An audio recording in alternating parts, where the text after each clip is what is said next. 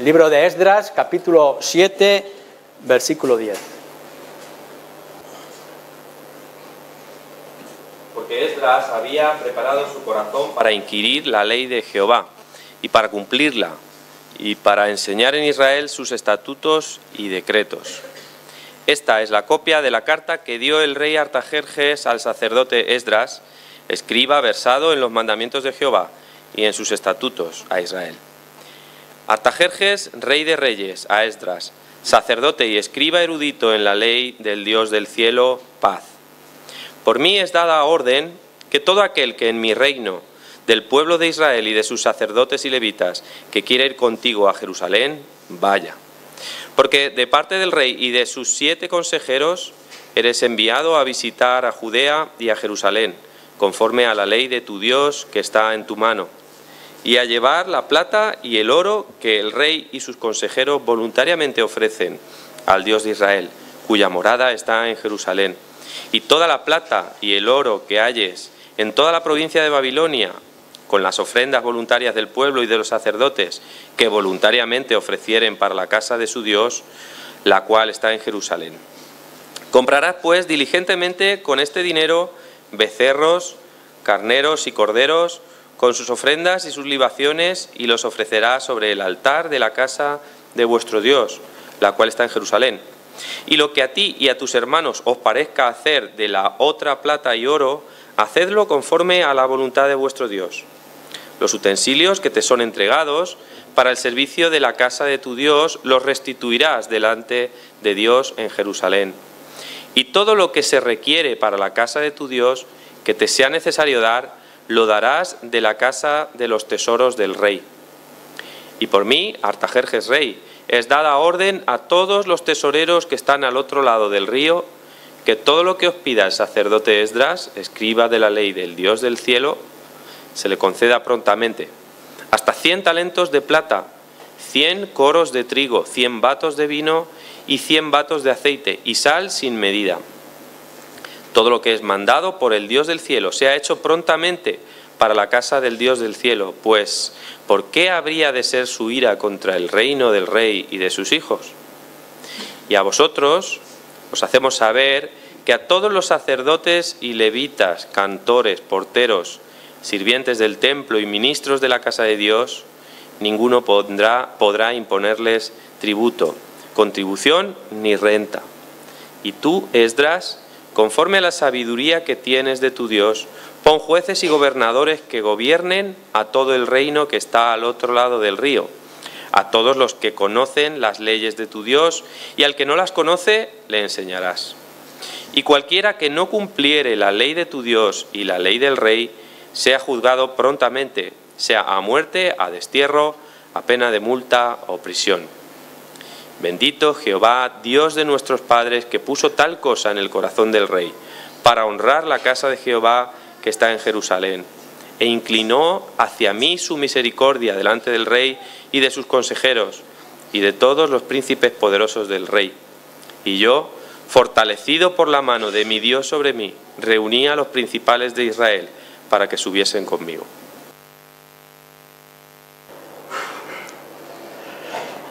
Seguramente la primera impresión que tenéis vosotros a la lectura de esta porción y de esta carta de este rey, de este conquistador que era Artajerjes, pensamos, ¿cómo nos gustaría a nosotros tener reyes y gobernantes de esta manera? Y que escribieran y ordenaran las cosas que ordenó a Esdras para bendición de su casa o de su iglesia. La verdad es que encontramos pocos lugares en la historia que podamos decir que se puedan asemejar a esto que tenemos delante de nosotros. Aún así, creo que tenemos que encontrar qué es lo que esta historia nos puede mostrar y las bendiciones, si se aplican o se aplicaran de la manera correcta en nuestras propias vidas.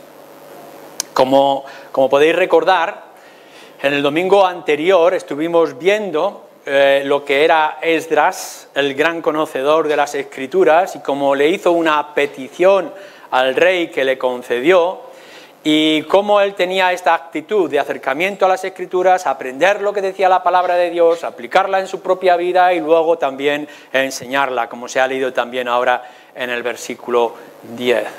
Así que en todos estos resultados que se dieron en el norte, en aquel imperio persa, en Babilonia quizá, pudieron estar surgiendo contactos, nos dice que Dios de alguna manera tocó el corazón o convenció al rey y también a los consejeros. Así que se reunieron y decidieron enviarlos y escribir esta carta. Una carta que podéis ver está en tres partes. En primer lugar, se le dirige directamente, en primer lugar, a Esdras, dándole ciertas órdenes. Después se le dice a todos los demás que estén allí, del pueblo, de la gente, que puedan actuar y apoyar, ayudar también a Esdras a llevar este mandato. Y después unas palabras últimas también para él. Hermosa carta. Algunos dicen que este Artajerjes, mirándolo en la historia, era hijo de un tal Asuero. Y si era hijo de un tal Asuero, resulta que es este Asuero que estuvo casada con Esther. Y si resulta, dicen algunos, imaginando, que este hombre, quizá Artajerjes, tuviera que ver algo con Esther y con Asuero, que fueran sus padres. Es mucho pensar, es mucho imaginar. Pero bueno, la historia nos podrá sorprender en muchas ocasiones y muchas cosas que se han descubierto. Artajerjes, hijo, como nos dice en griego, de Jerjes, que nosotros lo llamamos Asuero. Y las conexiones, cuando miréis luego otra vez en la vida de Esther. Pero bueno, vamos a nuestro texto. Dos cosas yo quisiera que miráramos en esta mañana que son importantes para nosotros y que lo pudiéramos ver en todo lo que es nuestro contexto nacional o internacional en el cual nosotros nos encontramos. Fijaros lo que nos dice la carta que este rey pagano, quizá con afectos a todas las religiones para buscar su propio beneficio, no vamos a entorpecer al Dios de Esdras y de Israel para que así pueda interceder por nosotros y por nuestros hijos. Tiene algún tipo de deseo personal. Pero aún así, lo que vamos a ver en nuestra carta o en esta carta son cosas importantes a tener en cuenta. Primero, se le encomienda a este hombre, a Esdras, que vaya allí y que investigue el estado del pueblo. Y si este pueblo de Israel o de Judá o en Jerusalén se está gobernando según la ley de Moisés. Es decir, que este rey está diciendo en cada lugar que cada uno toma su religión, en este caso de Jerusalén, podremos ser que es el Dios de Israel, Yahvé, y que en otro lugar pueda ser otros dioses. Eso no nos importa, no nos interesa ahora, sino a lo que nosotros nos puede beneficiar. Y después de que Esdras investigue y pueda ver la situación de la nación o de la provincia de Jerusalén, pues que lleve provisiones. Así que del fondo del tesoro del imperio va a salir riqueza para poder fomentar la aplicación de la ley, de la escritura, en aquel lugar y en aquel contexto. Además, nos dice en la carta, si también seguís leyendo, que la ofrenda que se pudiera recoger también de otros lugares del pueblo de Israel que no fuera a la vuelta del exilio, sino que se quedara en el imperio, pues también que fuera recogido. Se va a ministrar, versículo 17, para hacer los sacrificios. Se ha levantado la casa de Dios, llevaba ya 50 y tantos años levantada, se tienen que hacer sacrificios, por tanto este dinero va a ir para que se mantenga el culto judío en aquel lugar. Y que, versículo 18, se pudiera ver también de qué otra manera se puede aplicar siempre, claro está, con el conocimiento de Esdras y según la palabra de Dios, de la ley. Así que suponemos allí que vendrían con un capital económico del tesoro de Persia y también de las ofrendas recogidas de otros judíos en aquella tierra y empezarían otra vez a fortalecer, a animar al pueblo con los sacrificios. en el culto de lo que era el templo y administrarlo de otra manera, quizá para mantener el sacerdocio, los levitas y el trabajo en general, que luego también podemos ver en el resto del libro. Vas a hacer algo más, vas a levantar jueces, versículo 25. Vas a hacer jueces que puedan gobernar a tu nación y que lo pueden hacer de dos maneras. Por una parte, para instruir en la ley de Persia, en nuestra propia ley, y también en la ley de Moisés, según la ley de Dios, versículo 26, y según la ley del rey. Así que podemos ver que hay una gran diferencia entre lo que era la ley de la Escritura y lo que era la ley del imperio, pero que habría una buena relación a la hora de establecer la libertad, el culto, el crecimiento, enriquecimiento espiritual de Jerusalén y de toda Judá. Y nos dice además, aquellos que son perezosos a la hora de aplicar la ley, quizá algún tipo de desidia, vas a juzgarles y le vas a premiar que apliquen, vas a atajar esta pereza espiritual. Y a los que son ignorantes y no conocen las Escrituras y no conocen la ley, pues se lo vas a enseñar y le vas a instruir. Porque podrán ser juzgados, castigados, según esta ley, en las cosas que tengan que ver espirituales y según la ley del rey, si tienen que ver con las políticas militares, económicas, en general. Entonces, cuando nosotros estamos leyendo toda esta carta con estas instrucciones, tenemos que levantar una voz conjunta, todos nosotros como pueblo de Dios y como iglesia, para animar, no podemos exigir quizás, sino animar a nuestros gobernantes y a nuestras autoridades en este país, que la cosa podría ir mejor y funcionar si tuvieran en cuenta, y nosotros como pueblo de Dios tuviéramos en cuenta lo que en esta carta y estas instrucciones Artajerjes le está dando a Esdras, sacerdote del Dios de Israel. Hoy en día se está yendo a una situación donde la separación de lo espiritual y lo político, lo económico y lo social, se está creando tal laguna que a veces nos parece que hay una oposición. Pero lo que nos está mostrando aquí es lo importante que sería, lo bueno que es que pudiéramos coordinar todo lo que es un gobierno, un imperio pagano como aquel, con el gobierno espiritual alrededor del templo, los sacrificios y todo lo que aquello significaba con los sacerdotes, sin tener que mezclarlos. No ha habido nunca, aparte del pueblo de Israel en tiempo de David y de Salomón y demás, no ha habido en toda la historia de la humanidad una nación o un pueblo que pudiéramos decir que es cristiano y que funcionara.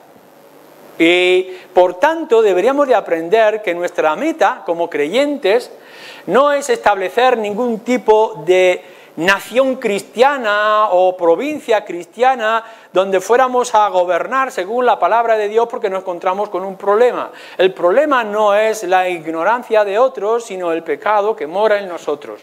Y aun cuando nos pudiéramos pensar que aplicar toda la Escritura a un pueblo, a una nación, sería ideal, no estamos aquí para establecer un reino en el desierto o establecer un reino en este mundo, sino para rescatar almas y poder llevarlas al reino que realmente es nuestro, que es el reino de los cielos. No aspiremos a levantar aquí ginebras o ciudades evangélicas protestantes.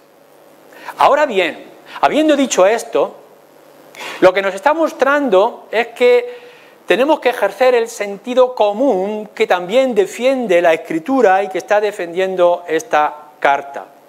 Vamos a separar ante nosotros lo que es vivir en una nación como la nuestra, donde la gente no conoce el Evangelio, no sabe acerca de los principios cristianos, no tiene entendimiento acerca de la ética en nuestro contexto de lo que es familia, educación de los hijos, etc.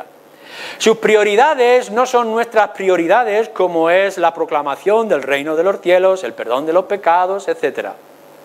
Para Artajerjes hay otro tipo de preocupaciones y de prioridades.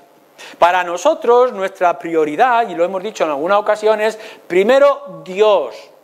A Él sea toda la gloria y todo nuestro servicio y dedicación.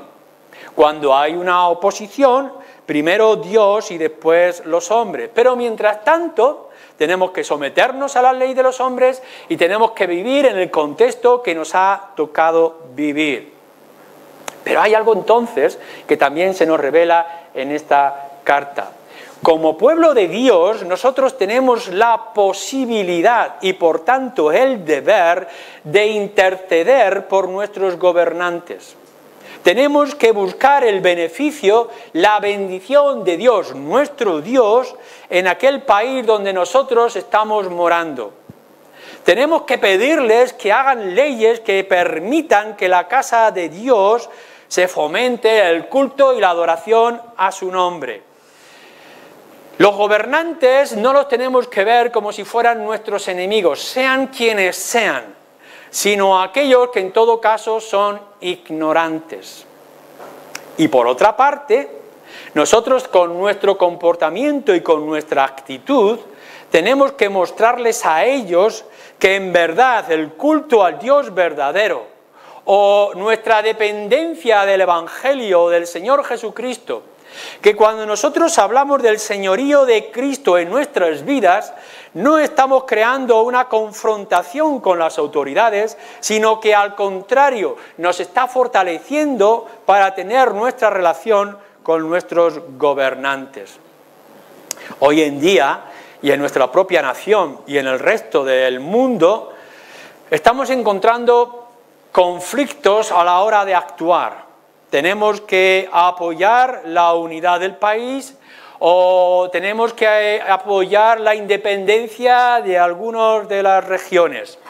Y tenemos el conflicto de creyentes de estar en un sitio o estar en otro. No entramos en la opinión personal que cada uno de vosotros pueda tener en este asunto o en otro asunto económico, político o social. Lo que sí tenemos que ver es que ante cualquier autoridad en la que nosotros estemos, tenemos que buscar el bien de nuestro gobernante porque implicará el bien de nuestra nación o el lugar donde nos encontremos.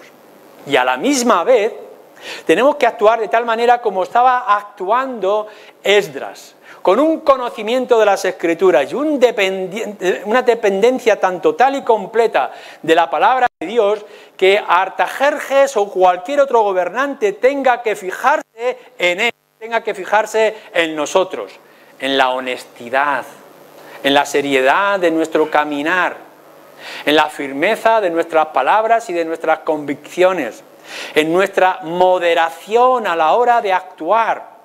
Esdras se dirige a Artajerjes y le hace una petición y suponemos que le concede esta petición porque vemos en Esdras la persona adecuada para llevar toda esta tarea. Y Artajerjes, después de consultar con todos sus consejeros, puede aceptar escribir esta carta. ¿Estamos nosotros con la autoridad moral y el carácter cristiano para poder demandar o pedir a nuestros gobernantes que cambien la dirección de aquello que nosotros creemos que debe de cambiar? Y la petición de Esdras, fijaros bien, no es cambiar y traer una democracia en el reino de Artajerjes. Artajerjes, como todos sus antecesores y los que vinieron después, eran bastante crueles con los enemigos y con las conquistas y demás. Lo que Esdras está pidiendo es, danos libertad para rendir culto y tener dependencia de nuestro Dios.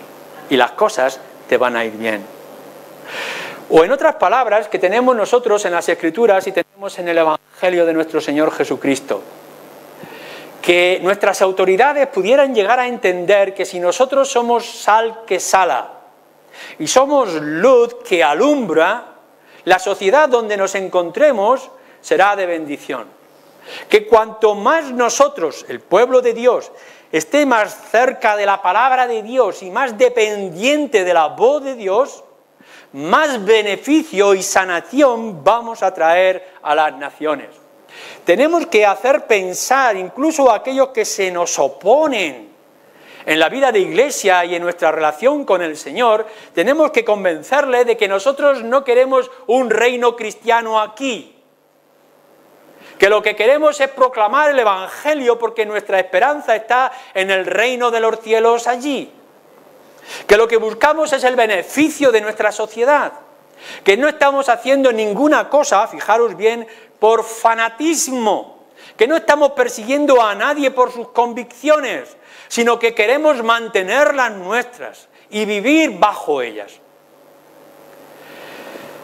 La cosa sería diferente si nosotros entendiéramos cuál es nuestro lugar en este mundo y en esta época que nos toca vivir, y si nuestras autoridades entendieran que el apoyar la iglesia evangélica o cristiana, apoyarnos a nosotros en nuestras convicciones a la luz de las Escrituras, no nos hace obtusos, fanáticos, violentos, sino intercesores de aquel que puede cambiar todas las cosas. Y quizá Dios tenga misericordia de nuestro país, si escucha a un pueblo como el nuestro que ora y suplica por la situación que vivimos.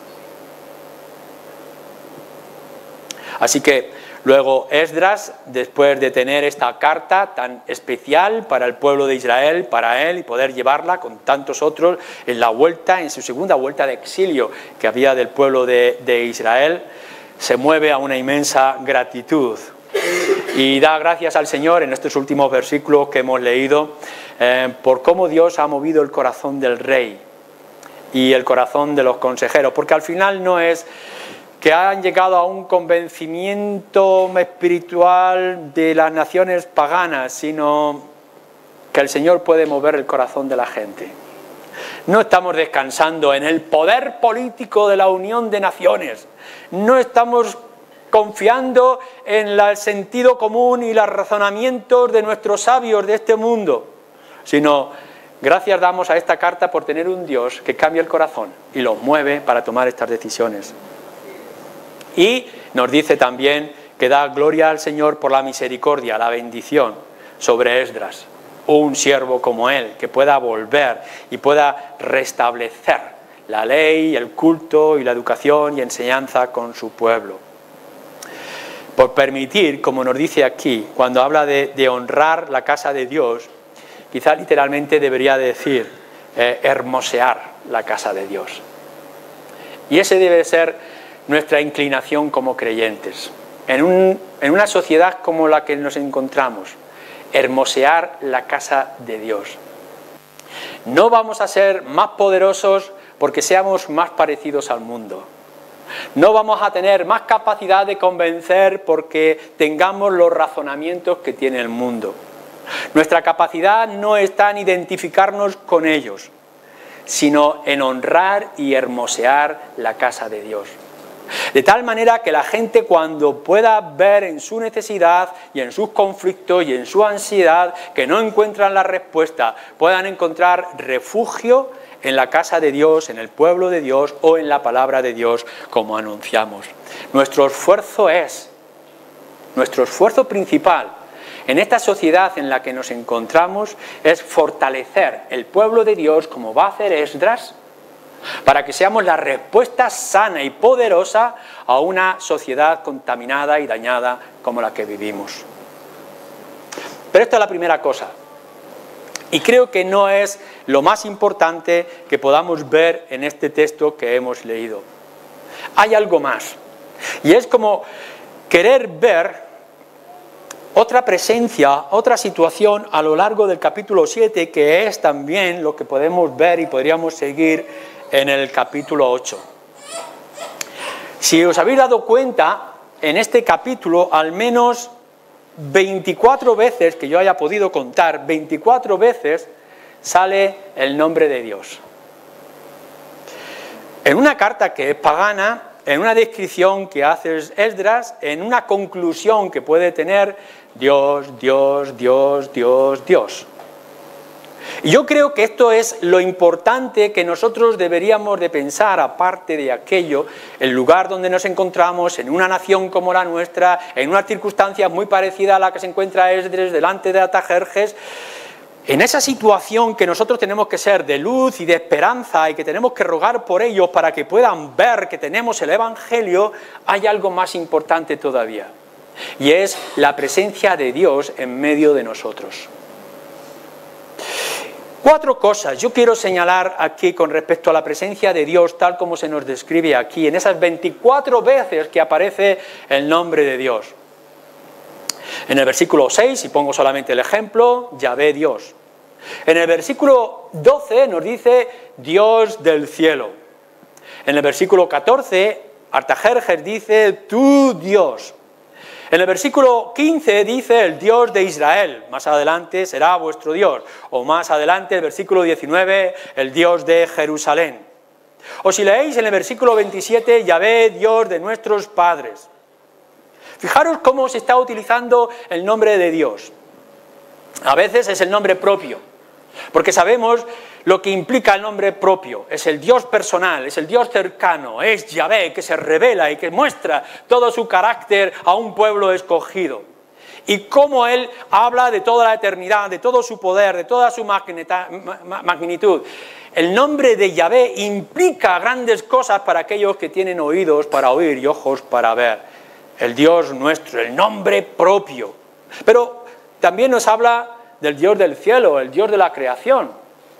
Porque nos dice la Escritura y nos muestra en otros lugares que no hay otro Dios. El jueves estábamos mirando acerca de la vida de David y también recordábamos cuando se dice que no hay otro Dios sino tú. Los demás son ídolos. Así que cuando nosotros hablamos del Dios del cielo, estamos diciendo que es el Dios no impersonal, una mera fuerza magnética que hay en el universo, sino el Dios de la creación, el Dios que ha hecho todas las cosas, al cual deberíamos de responder en todo.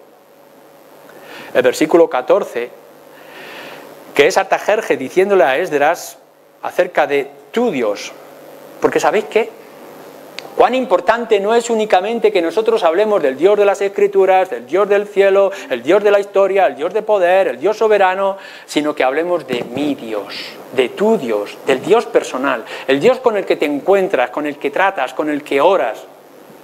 Tenemos que hacer que la sociedad en la que vivimos pueda descubrir que no estamos hablando de un Dios lejano, sino de un Dios con el que tratamos en corta distancia.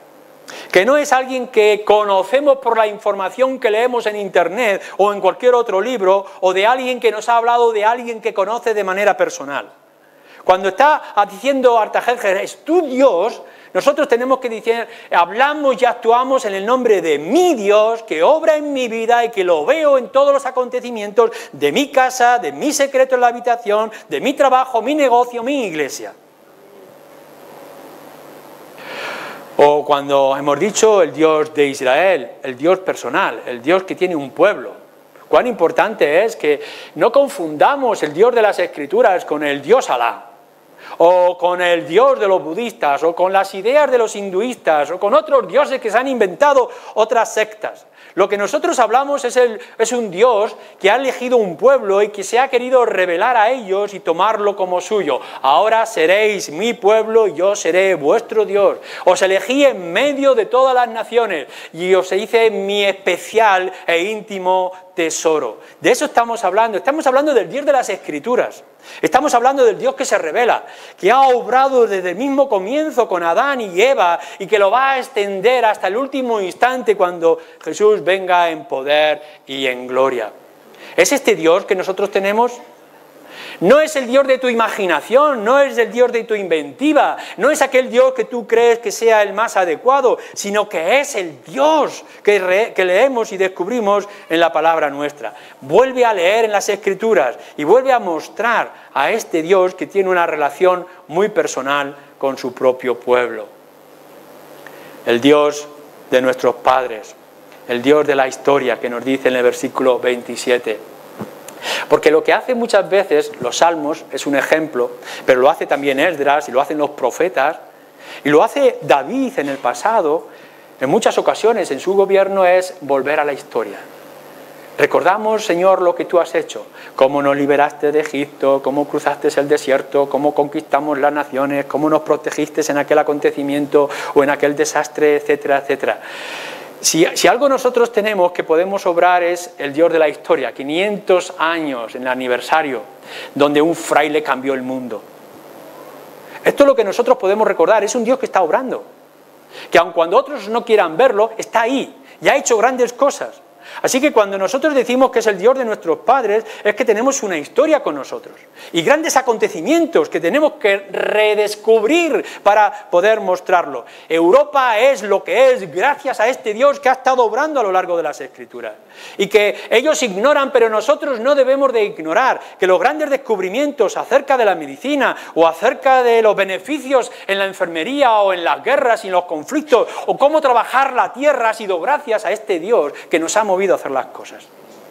No estamos buscando y no se busca una Europa cristiana, pero sí lo que queremos y esperamos es que este mundo descubra la influencia y el poder cristiano en el mundo, en nuestro país o en nuestro continente.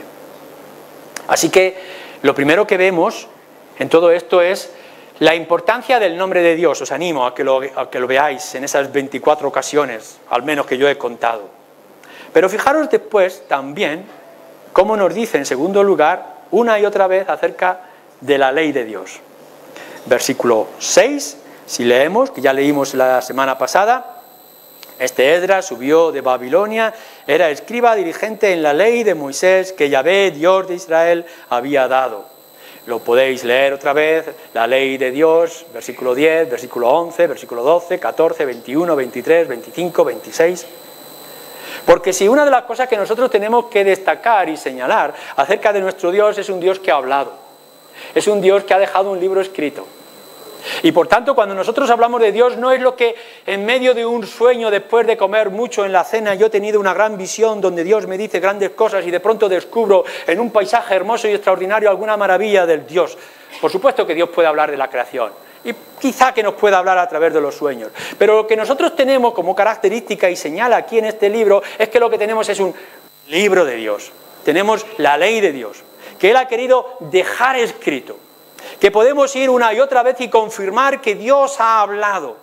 Y que no ha hablado en aquella manera diversa de opiniones que nosotros podamos tener y de reinterpretaciones personales que nosotros podamos tener.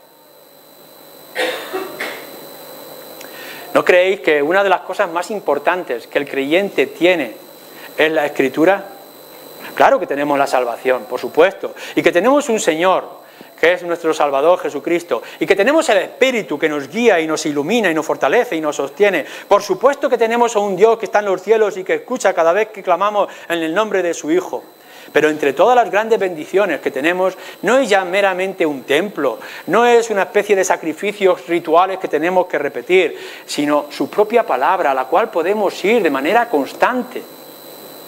Y no únicamente ya que la podamos tener de memoria, sino que cada uno de vosotros, en vuestras mesitas, en vuestras repisas, encima de vuestras mesas, y Dios quiera, encima de vuestras rodillas, tenéis la misma palabra de Dios a la cual podéis acudir y poder ver qué es lo que Dios quiere. Tenemos un Dios que es glorioso, tenemos un Dios extraordinario, nunca ha dejado de gobernar en el universo ni nuestras propias vidas, no hay nada que se le escape de sus manos. Pero en segundo lugar, lo que vemos aquí es que tenemos un Dios que ha dejado escrito su voluntad, su carácter, su historia, y que nos muestra las grandes cosas en las que nosotros podemos gozarnos que ocurrieron y la gran esperanza que nos da de las cosas que han de venir. Tenemos que ir una y otra vez al Dios de la Biblia y a la Biblia de Dios, o al libro de Dios. Cuando nosotros vamos entonces a esta ley de Dios o a este libro de Dios, Esdras seguramente estaba hablando de todo lo que era el Antiguo Testamento hasta su tiempo, y seguramente estaba incluyendo algunos otros libros o salmos de David, pero con toda certeza era el libro del Pentateuco donde descubrimos no solamente el carácter de Dios, las exigencias de Dios y la esperanza para su pueblo, las bendiciones que habrían de venir y que se extenderían por todo el mundo en toda la historia. Ir a ellos, ir a las Escrituras. ¿Qué queréis saber acerca de Dios? Ahí lo tenéis, todo lo que es necesario acerca de Dios. Dios lo ha revelado en un libro. Nos desarmarían, nos hundirían, entraríamos en la mayor de las desesperaciones si no tuviéramos este libro ahora con nosotros. ¿Dónde acudiríamos? ¿Dónde tendríamos certeza? Los hombres se inventan a sus dioses y se los imaginan como a ellos les apetece imaginarse, y por tanto sus ritos, sus sacrificios, sus esfuerzos, ya sea mirar las estrellas o las palmas de las manos en sus arrugas. Nosotros lo que tenemos es un libro al cual podemos ir y podemos leer y saber ciertamente, con toda seguridad, lo que es bueno para nuestras almas y para nuestra sociedad. Así que, en segundo lugar, esta importancia crucial para nosotros en el tiempo en que vivimos de tener la ley de Dios. Pero, en tercer lugar, y yendo ahora al versículo otra vez 6, o al versículo 9, o al versículo 28, lo que descubrimos, y ya señalábamos un poquito la semana pasada, era la mano de Dios. No solamente es que tenemos un Dios como es y se nos describe con sus nombres, o una ley de Dios que nos ayuda y nos indica, es como nuestra lumbrera a lo largo del camino, sino que tenemos que recordar siempre, tenéis que recordar vosotros siempre, siempre, en todo momento y circunstancia, que no solamente tenéis el libro de Dios, sino que tenéis la mano de Dios con vosotros. Cuando nos está hablando de la mano de Dios es de la providencia. Es el Dios que va a proveer y que va a guiar y va a fortalecer a los suyos. Es un Dios que cuida, es un Dios que guía. Los niños pequeños, cuando son débiles y están aprendiendo a caminar y que tropiezan en todo momento, o cuando están aprendiendo a subir en bicicleta, no se dan cuenta de la mano del padre o de la madre que les sujeta y les guía, o aquel que sostiene por detrás la bici para que no caiga. Y nosotros somos como esto. Somos como esos niños que caminan en nuestra sociedad y en nuestra vida sin darnos cuenta que podemos avanzar y que podemos crecer y podemos desarrollarnos porque siempre la mano de Dios está a nuestro lado. Él es nuestra providencia, Él es nuestro cuidado, Él es nuestra guía. La cuestión importante que nos descubre este libro no es tanto el saber que sabemos que la mano de Dios está en nuestras vidas, sino tener ojos para verla, tener la certeza de que está a nuestro lado.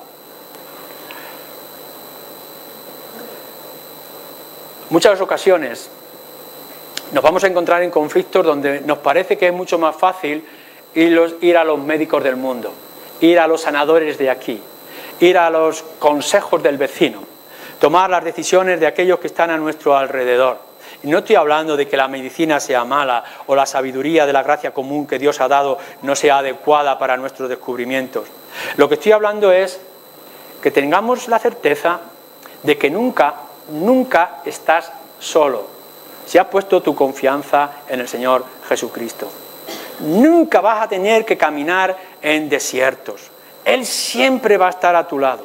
Nunca te va a dejar. El problema no está en su presencia, sino que tú estás demasiado ocupado en ti mismo y en tu egoísmo y en los problemas que no te dejan ver a Dios que está detrás de todo ello. Lo que descubrimos a lo largo de este libro, en las palabras siempre de Esdras, es la mano de Dios. La mano de Dios.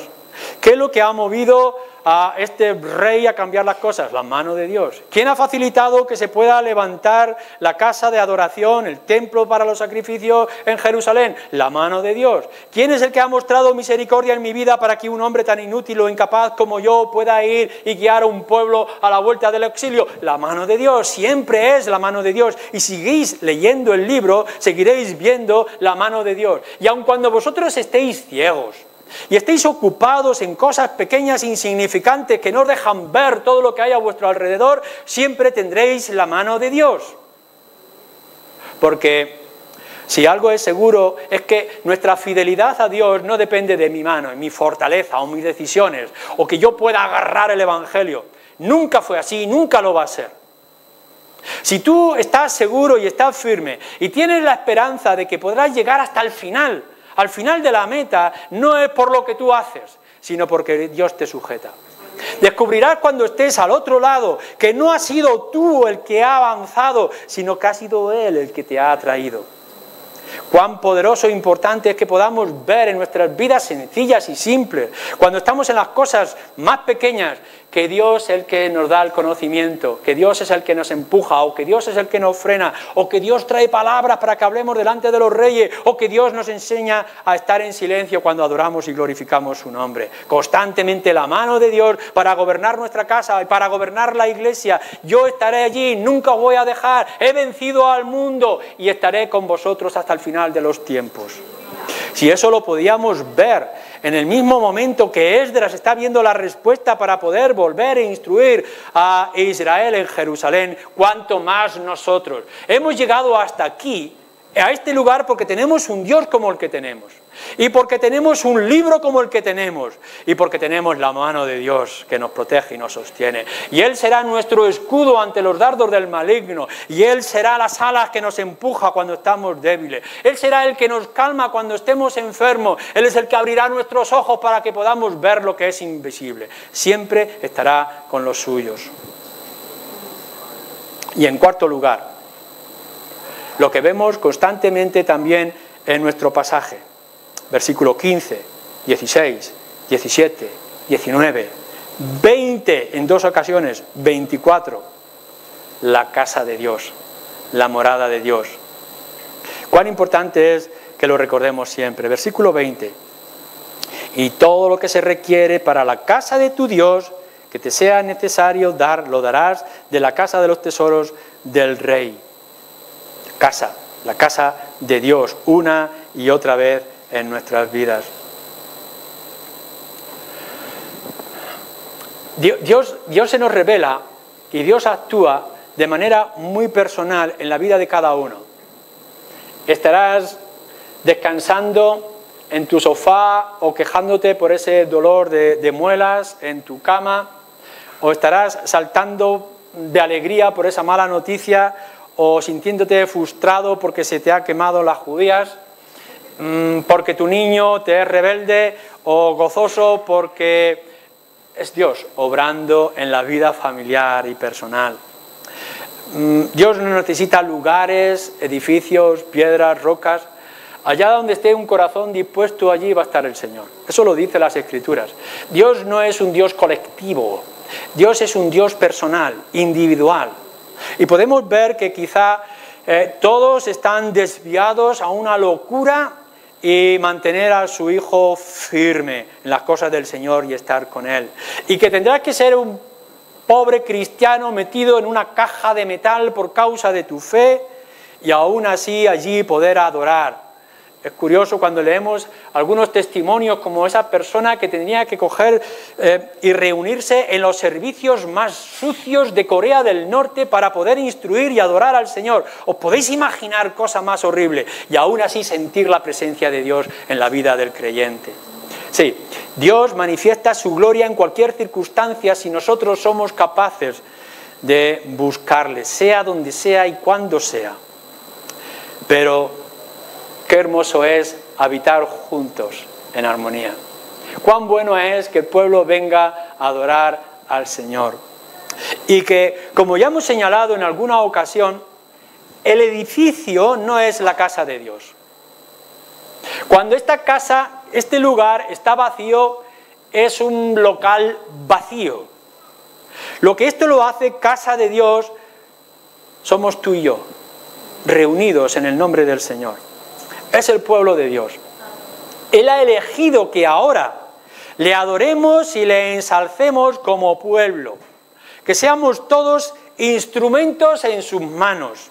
Que podamos ser los miembros vivos de este cuerpo vivo que es la casa del Señor. Ahora tú y yo formamos el lugar donde el Espíritu quiere morar. Y si es verdad, como hemos dicho, que el Espíritu va a estar en el corazón de cada uno, encuentre donde se encuentre, qué bueno es que nos reunamos todos y busquemos como pueblo adoración al Señor. Es verdad que Dios mostrará su gloria allá donde te encuentres, si tienes ojos para ver, como he dicho, y oídos para oír. Pero Dios mostrará su gloria en un pueblo reunido. Cuando 2 o 3 se reúnan, todo lo que pida Dios el Padre lo dará. Dios mostrará su gloria cuando el pueblo se reúne a orar. Cuando estemos juntos orando y pidiendo, intercediendo, el Señor va a mostrar su magnitud. Y cuando estemos pidiendo por la conversión de las naciones como iglesia, el Señor verterá su bendición. Lo dice, quiere que nosotros ahora seamos su casa y que le busquemos para adorarle. Claro está que tienes que ir y adorar al Señor y servir al Señor, glorificar al Señor en todas las maneras. Cómo tratas a tu esposo o a tu esposa, cómo tratas a tus hijos, cómo tratas tu hogar, cómo tratas a los vecinos, cómo tratas a tus empleados o a tu jefe. En todo momento estar sirviendo al Señor. Todos somos sirvientes del Señor para darle gloria porque Él está en cualquier parte. Pero ¿y cuándo venimos?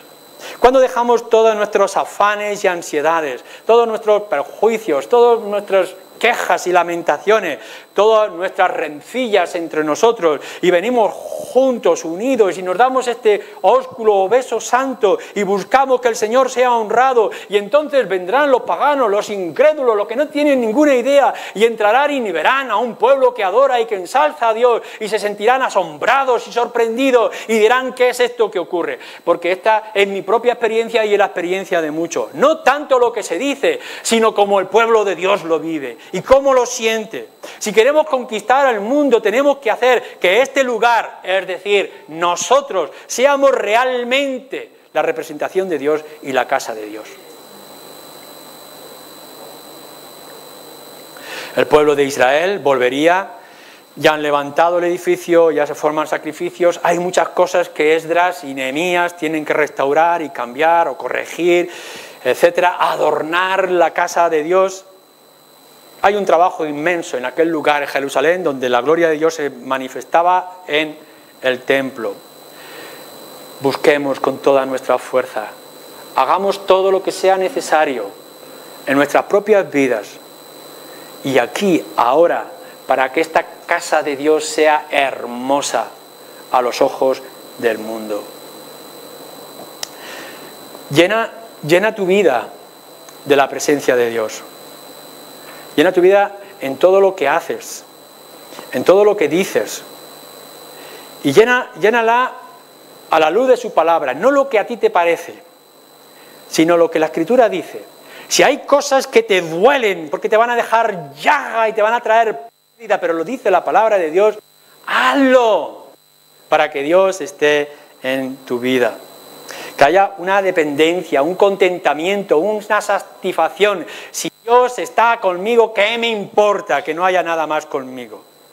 Que sea su voluntad en todo tiempo y en toda circunstancia. Echa toda la ansiedad fuera, o en todo caso trae la ansiedad a nuestro Señor, que es misericordioso. Adórale, adórale aquí con todas tus fuerzas. No vengas a cumplir un ritual frío, como los que hacen muchas veces en tu casa, sino ven con el corazón lleno de gozo para adorar a aquel que maneja nuestras vidas, las circunstancias, la historia y tiene dominio sobre todo. Un Dios que puede ser movido a misericordia y a la acción cuando un pueblo clama y suplica por esa misericordia. Hazlo individualmente, pero hazlo también como pueblo de Dios.